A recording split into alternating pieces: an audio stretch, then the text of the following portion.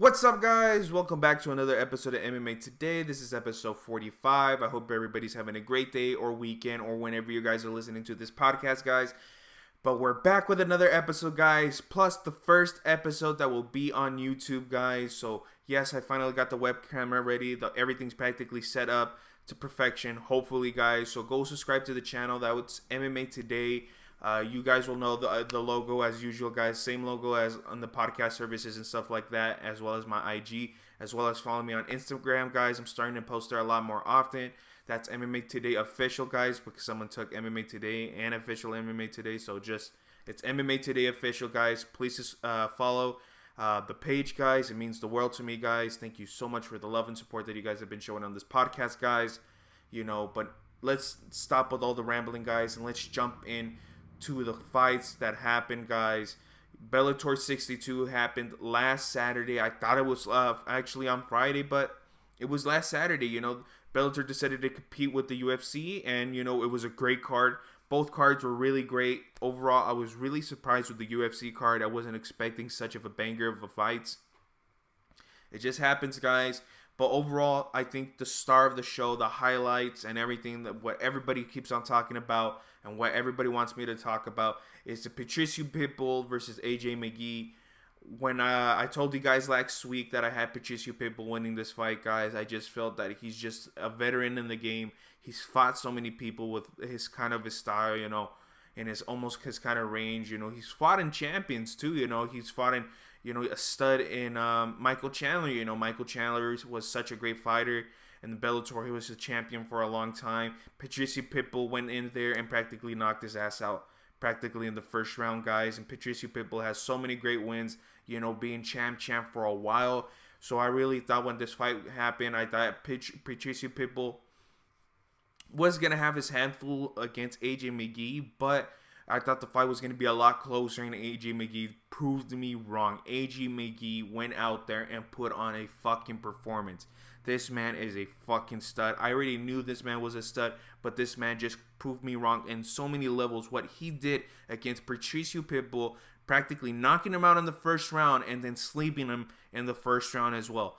This man is a stud. He is a dangerous featherweight. Hopefully we could see him fight other bigger people. Hopefully he could go to the UFC. I doubt that Bellator would let him go, but hopefully that they could take him to the UFC, because I know the featherweight division in the UFC is a lot more condensed, more action-packed fighters. You got Uriah Rodriguez, Max Holloway, Volkanovski, Brian Ortega. You got so many studs, Moicano.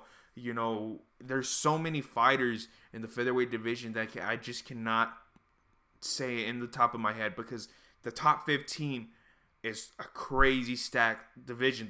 That's the craziest division, not the craziest division in the UFC, because I always tell you guys bantamweight, but it's a really fucking stacked roster in the featherweight division. So I would love to see AJ McKee, find a way, become a champion, get a little bit more experience in Bellator, and then hopefully he could jump back and go into the UFC and prove himself, what Michael Chandler is doing, and I think that would just be a great addition for the UFC to add AJ McKee, because this man is a fucking stud. I'm a fan now. I'm just already letting you guys. I am a fucking fan of AJ McKee because of the performances that he has been putting on, just going through everybody in the Grand Prix, like with no problem, with no stress, no worries. This man has been coasting since day one. I'm just super grateful for AJ McKee, and if they want, I'm pretty sure the rematch is going to happen, but how AJ McKee's going and how he's feeling, he's probably going to challenge for Patricio Pitbull's 155 for his lightweight fucking belt. And you know what, Bellator might do that, because they see a new star up and coming, rising really fucking quick, and they can take that opportunity. They could take that opportunity and just say, you know what, we'll do it. You'll try to go for champ. You'll go against Patricio. It's practically the rematch, and I think it actually boosted up the ratings for Bellator. So it's going to be a great addition. But overall, a great fight, as well as the co-main event was an interesting event. I told you guys I had Emmanuel Sanchez But Mads Burnell went in there, did the job. Did I think he really won the fight? No, I think Manuel Sanchez put more pressure, added more strikes. Had I think the octagon control was a little bit there. The ring control, there was 50-50. But, Burnell would just keep taking him down. And, those judges counted those takedowns really big, giving those more points, I guess, in the striking. But I did believe that Emmanuel Sanchez did enough to win the fight. But I guess it's what it is. The judges said, no, Burnell did enough and got the W. But we'll see how Emmanuel Sanchez does. He's 2 losses back-to-back, against Patricio and then Matt Burnell. So I'm pretty sure Emmanuel Sanchez will come back stronger than ever and, get the W. I'm pretty sure he's not going anywhere anytime soon. I see him being in the featherweight division for Bellator for a lot more time, for at least another 3-4 solid years. This man is not going anywhere. Another fight that I really want to talk about before we jump into the UFC fight night was the Usman Nurmagomedov versus Manny Moreira. Hopefully I'm pronouncing his name right.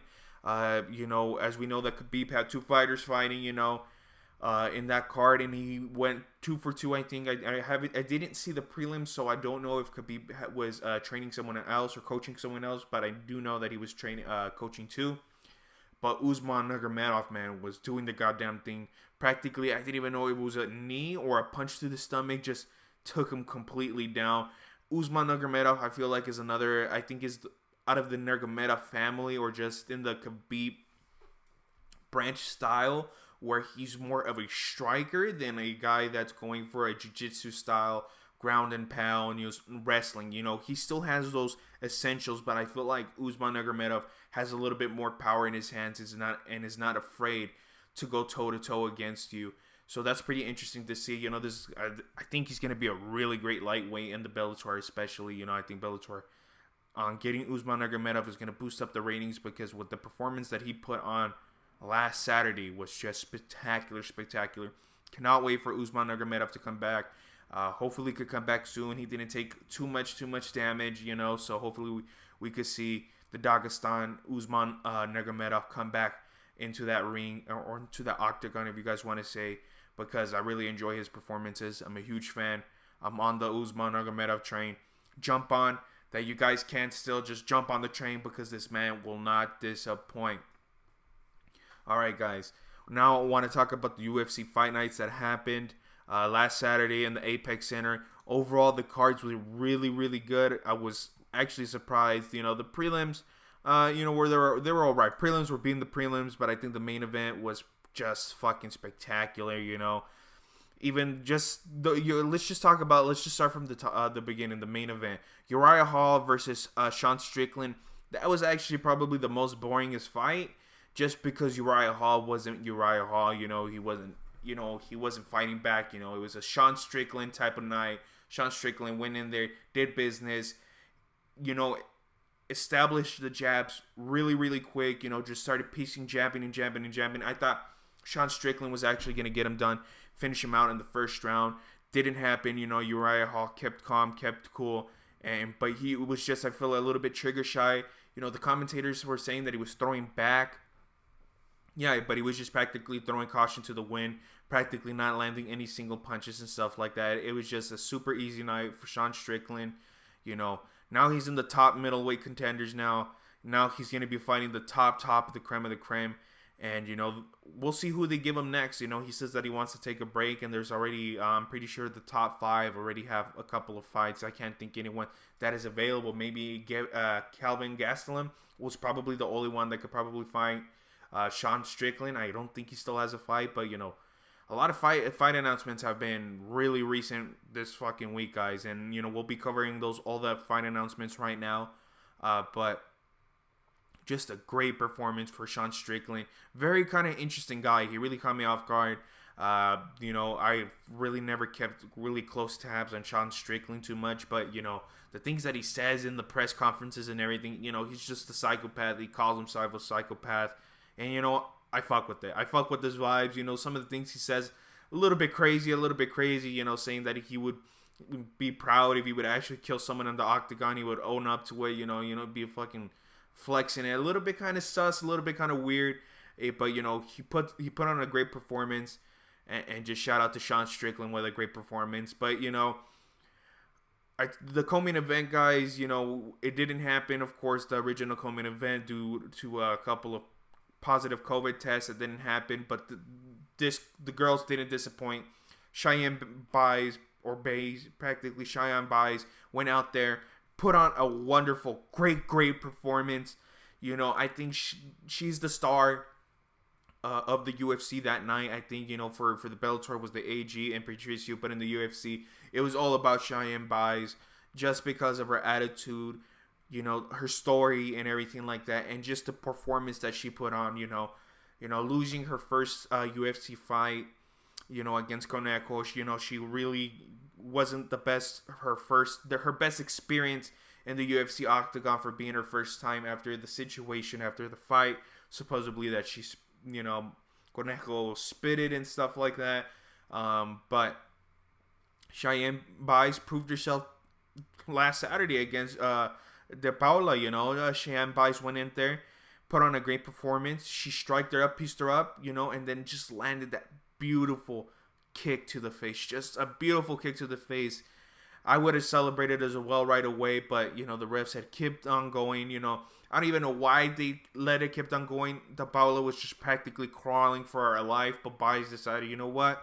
The ref is not going to stop it. I'm going to just have to finish you off and just beat the poor shit out of De Paula. And just shout out to Buys. You know, she just, you know, she shocked the world. She motivated everybody, you know, saying that, you know, her loan of their house, you know, she's in the negative, you know, and, you know, getting her, saying that she was only, you know, it's crazy how these UFC fighters are only getting how little money, you know, only getting $10,000. You know, she said that she got 10 to fight and 10 for win, so that was, she's like $20,000. And that, you see her reaction when she got that bonus of $50,000, it just meant the world for her. And it was just a great moment. It was just a beautiful moment for the UFC, and just not the UFC, but in the MMA community, just to appreciate someone who just loves the sport and will do anything for this sport. And it's just, you know, it was just great to see. And then, you know, Derrick Lewis, you know, went in there and put on a decent performance as well in the welterweight division against Nicholas Stoltz. I think that's how you pronounce his name. I was really surprised. I thought Nicholas was actually going to get the win, you know, even if he was an underdog plus 170. No disrespect to Derrick Lewis, but I just thought Nicholas Stoltz, I think that's how you pronounce his name, was actually, you know, I thought he was going to be, he was a sleeper, you know. I thought a lot of people were sleeping on him. And, well, it didn't happen that night, you know. Derrick Lewis landed just a perfect picture punch practically. I don't even think it was that hard. It was just like a punch right in the button, dude, just right in the button, and got the job done. So, you know, it was a great job for Derrick Lewis to get the W. But overall, the fights were really good. That Melsik, I do not know how to pronounce his last name. Melsik Ryan. I'm just gonna call him Melsik, but he also had a great performance. You guys are probably, if you guys are listening to this, you guys are saying, "What the fuck did he just say?" I'm just saying Melsik, when he fought against Colin Angelin. Fuck it, dude. It's too late of the night when I'm fucking recording this episode, guys. I still gotta edit it and upload it on the channel. We're just free flowing by this time now. But great performance from Melsik. He put on a dominant performance, even being for his first night in the UFC. You know, he went out there and put on a great performance. Did not disappoint. Man had power. He got away from punches. You know, he has a decent defense. I think he got, with a little bit more time, he would get there. But he's a great featherweight. You know, I feel he'll be a top 15 featherweight fighter for sure. Even with the performance he put on, was just so great. So really great fight, guys. Overall, the fight cards were really great. But let's talk about UFC 265 that's happening this week. Elvis, I always call him Elvis because that's how my dad calls him. But Lewis versus Gane, guys. They're on the Toyota Center, Houston, Texas, guys. You know, and it's gonna be such a great fight. The prelims it's a pretty great. Well, the early prelims is not where the best is at, but you guys let's just jump from the top for the main event. Derrick Lewis versus Ciryl Gane. This is such an interesting fight. Gane is a super favorite. As we can see here, he's a minus 350, while Derrick Lewis is a plus 270. I think a lot of people are sleeping on Derrick Lewis. A lot of people have been sleeping on Derrick Lewis for a long time. And, a lot of people are going for Ciryl Gane, and I can understand. He's undefeated. He's a very technical striker. He always picks and chooses his punches really well. His timing is really well.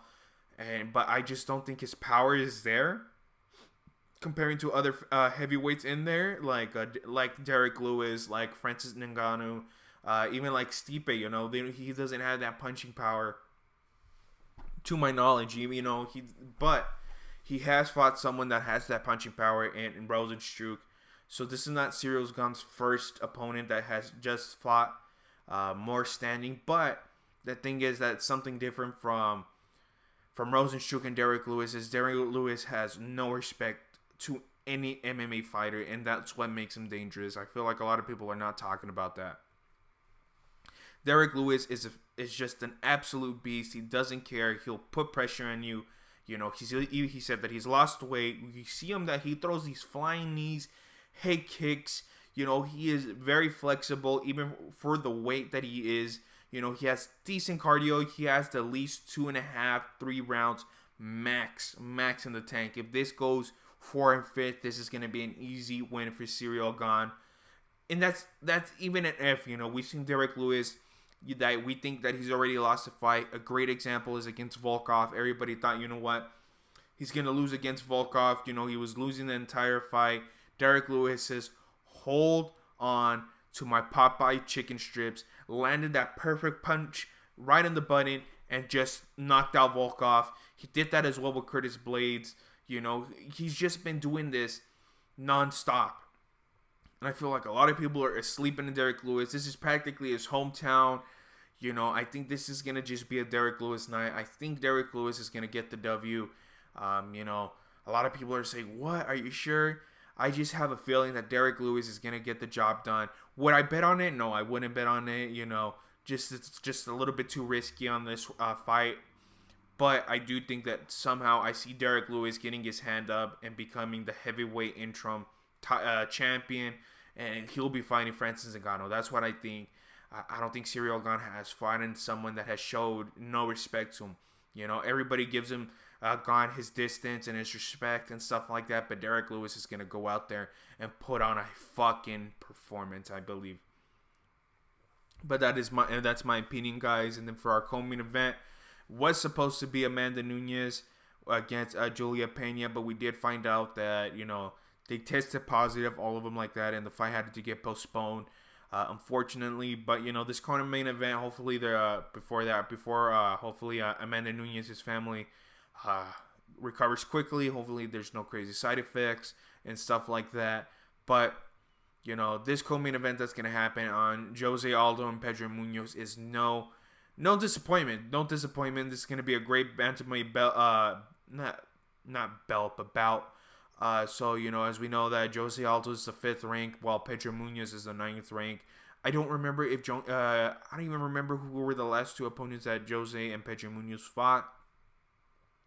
But I know they're 2 Brazilians, and surprisingly, I don't remember what podcast, but they were saying that they're practically the same age. I didn't know that. That was a really interesting fact.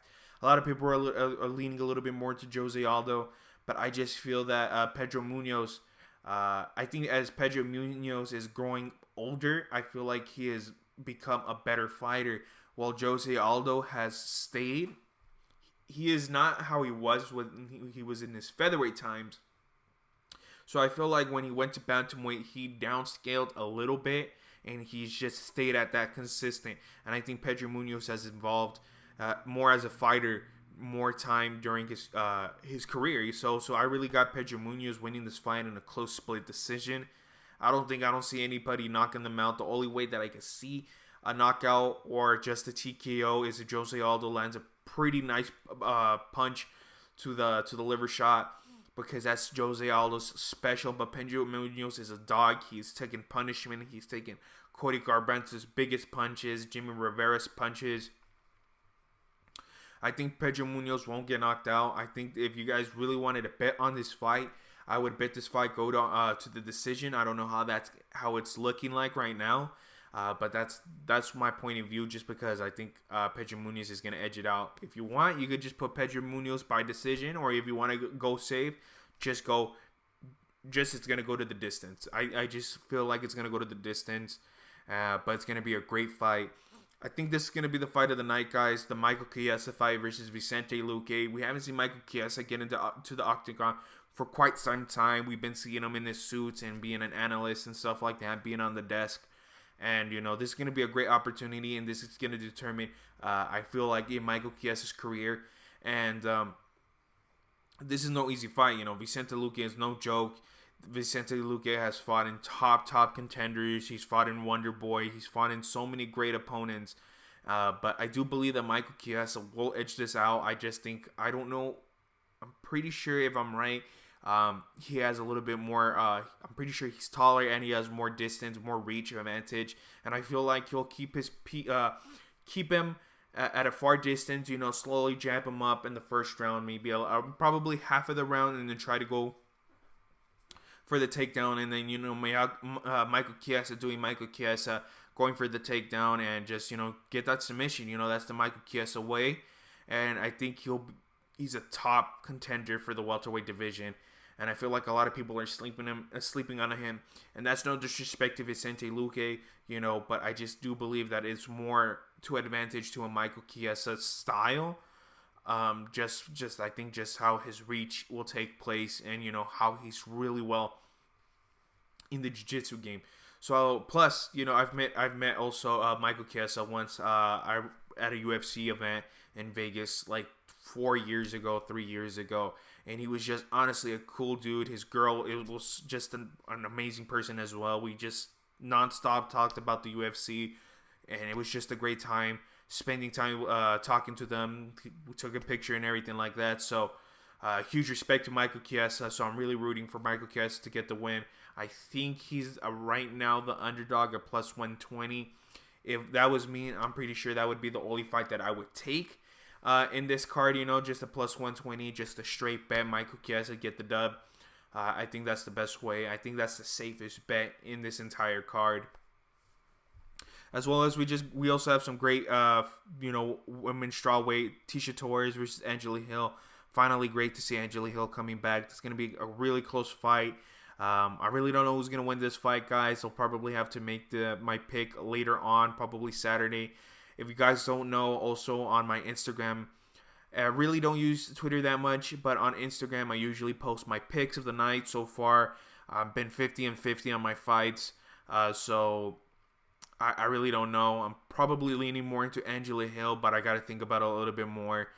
So just keep on posted. Just, please follow me on my Instagram, MMA Today Official, and, so you guys can keep posted and see how my record keeps on doing, And then to start off the pay-per-view, it's not really bad, Sung Yadong versus Casey Kenny. They're both coming off losses, if I remember correctly. Casey Kenny lost to Dominic Cruz in the same card and Sung Yadong, and I kind of remember this.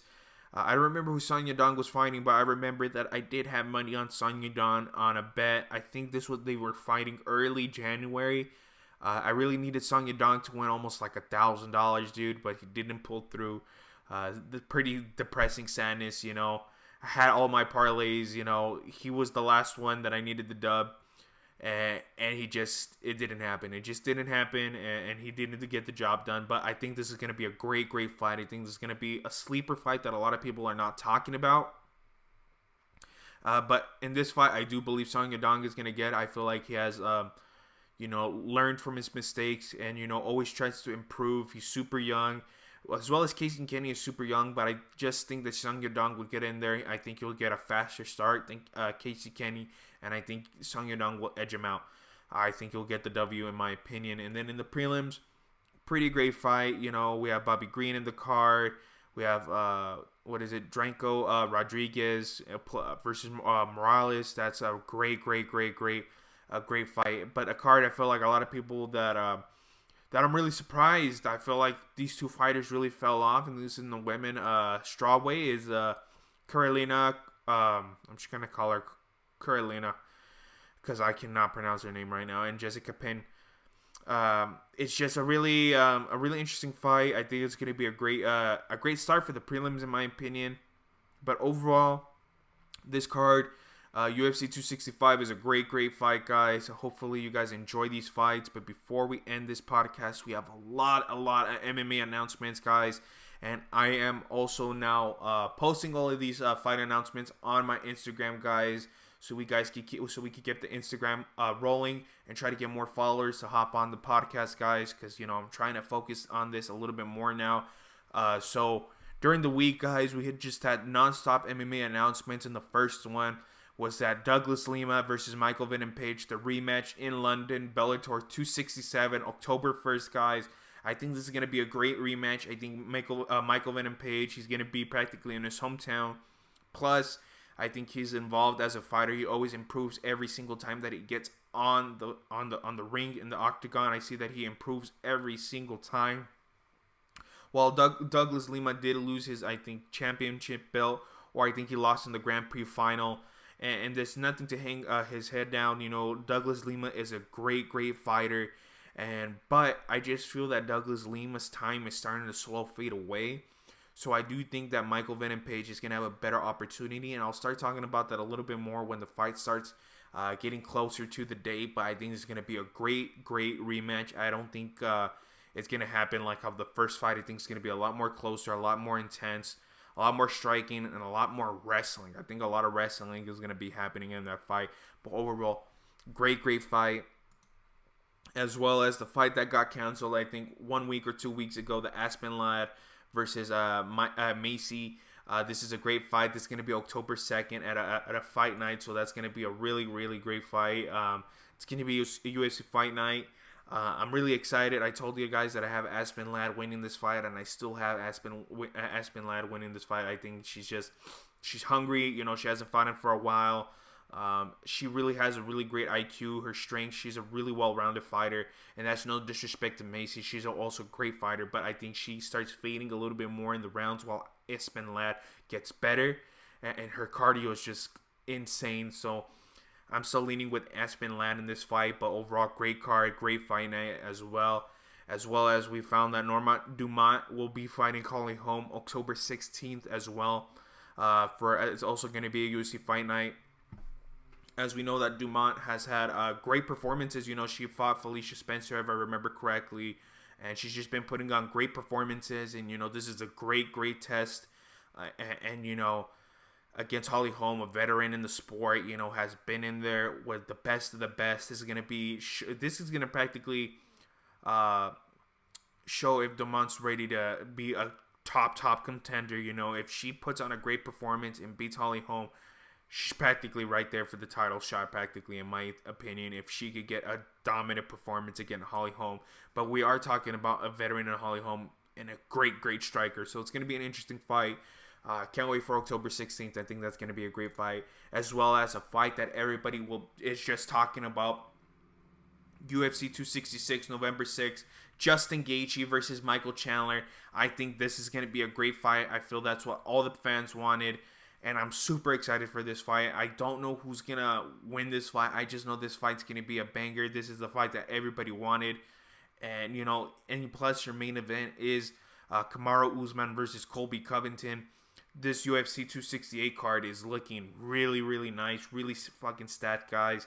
I'm really liking it, and I think, it's just, I can't do my prediction right now. I just know this fight's going to be fireworks. I know the fans are loving it. I'm loving it, guys.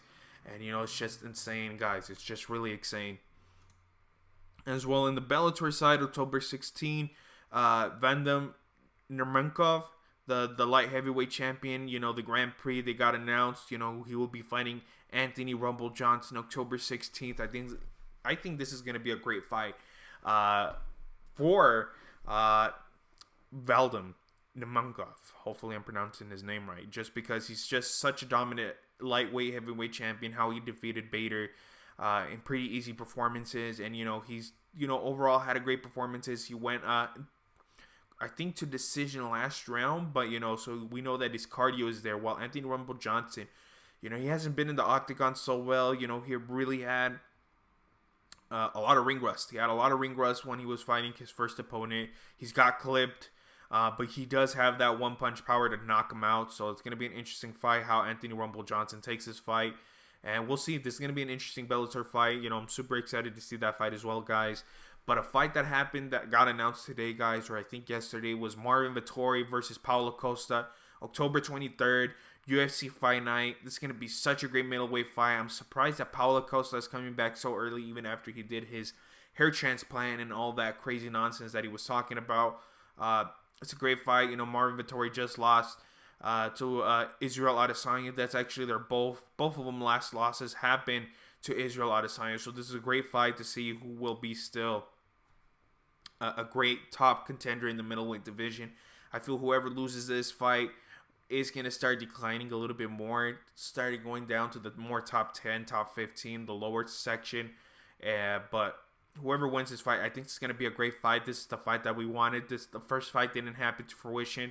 You know, Costa never supposedly signed it and stuff like that. He got his hair transplant and it never happened. So this is going to be an interesting fight to finally see it. Hopefully it goes through because I'm super excited for this fight. As well, guys, I'm telling you guys, UFC keeps just giving, just in general, everybody just giving these crazy announcements. Cody Garbrandt versus Kai Kara-France. Cody Garbrandt is finally going down to the flyweight division, meaning that I feel like Brandon Moreno versus Figueiredo, the rematch, the trilogy, that's happening because that's what Cody Garbrandt wanted. You know, I thought that's the fight that was going to happen. I thought Brandon Moreno versus Cody Garbrandt, that's the fight that was going to happen. But after today, you know, I'm pretty sure the trilogy on Brandon Moreno and Deiveson Figueiredo, that's happening 100%. I see that happening after this fight announcement, and this is a great fight for Cody Garbrandt to see how he does in the flyweight division. You know, he just lost his last fight in the bantamweight division, so we'll see how he looks. I'm really nervous how he's gonna look during the scale. You know, really cutting down to that weight really cuts. It's a really gruesome cut weight for a lot of fighters. And I'm really interested to see how Cody Garbrandt will make it to that weight class. But hopefully, I'm pretty sure this is going to be a banger of the fight. They both are not afraid to throw punches. They really don't like to do a lot of takedowns, especially Cody Garbrandt. Cody Garbrandt is slowly trying to implement that, as I talked about that many weeks ago. But this is an interesting fight, man. This is an interesting fight that I'm really surprised that the fight makers actually choose Kai Kara-France versus Cody Garbrandt. I feel that they try to lean more for Cody Garbrandt's side to give him a bounce back after his last loss. But we'll see how that fight turns out. This is not going to be an easy fight at all. As well as Joanna Calderwood versus Alexa Grasso also got announced for November 20th. UFC Fight Night as well. This is a huge opportunity for Alexa Grasso to climb up the rankings. We know that Joanna Calderwood is like number 3 or number 4, while Grasso is like probably 8. So if Grasso could get a great dominant performance against Calderwood, this could catapult her to a title fight. You know, if she puts on a great performance, you know that division, everybody's really just trying to get to that belt, and you know, come on, just that Valentina Shevchenko in that division is just unstoppable at that time, and you know, people are trying to get up there and get their opportunity to fight her. You know. And I think Alexa Grasso could do a little bit well on her striking. I don't think she could beat Valentina, but a little bit more in the stand-up game would be a little bit more interesting, guys. Really interesting fight. Really interesting fight. And then lastly, the last fight announcement that got announced today was Islam Makhachev versus Rafael Dos Anjos. Hopefully this fight happens. You know, this fight has been booked 3 times, you know, so hopefully this fight finally gets to happen for UFC 267 October 30th. If I remember, that's the card with Sterling versus Peter Yan, as well as Glover Teixeira versus Jan Blachowicz. So this is gonna be a great card, UFC 267. Keep an eye on that card, guys. And you know, overall, the UFC is just putting on performances. You know, they're just putting on great fights, and I'm super excited for these fights to come to the future, guys. But that's practically it for the podcast, guys. Thank you guys so much for listening to the podcast, as always, guys. As well, guys, please subscribe again to the YouTube channel, guys. Hopefully the video turns out well, or not. I'm going to have to figure out something else, you know, maybe get a new camera, or return this one and get a new camera. We'll see how everything turns out, guys. But please subscribe to the channel MMA Today. Please subscribe, not subscribe, but follow the Instagram, MMA Today Official, guys. Every single follow helps, guys. I'm trying to grow this podcast as much as possible this year, guys. I'm just, I just do this for so much for the fun, I'm practically making no money out of this podcast, guys. I just really love talking about MMA, guys. And, this is my only platform to talk about it. So thank you guys so much for listening to every single episode, every single week, guys. It means the world to me, guys. And as always, guys, have a wonderful day or weekend or whenever you guys are listening to this podcast, guys.